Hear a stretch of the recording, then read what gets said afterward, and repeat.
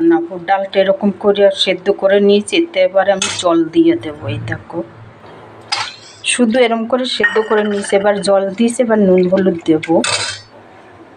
দেখো একটুখানি হলুদের গুঁড়ো দিয়ে দিলাম, এই যে নুন দিয়ে দিলাম স্বাদ মতন।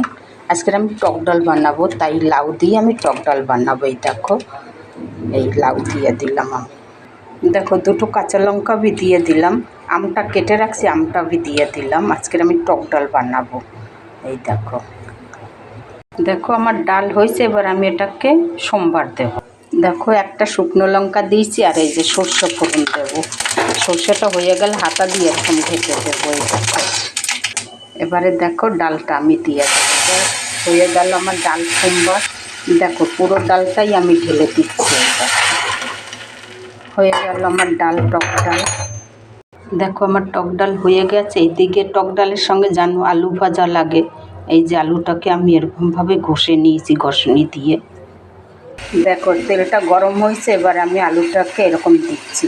তোমরা কিন্তু নুন মাখাবে না, তাহলে কুরকুরে হবে না জিনিসটা। দেখো আমার আলু ভাজা হয়ে গেছে। এই দেখো দেখো এরকম ডালের সঙ্গে এরকম আলু ভাজা তো হতেই পারে, আমি একটু নুন মিলাই দিলাম উপর থেকে। এরকম টক ডাল আর এরকম আলু ভাজা তো হতেই পারে, তোমরা বানিয়ে একবার খেয়ে দেখবে, ভালো লাগবে।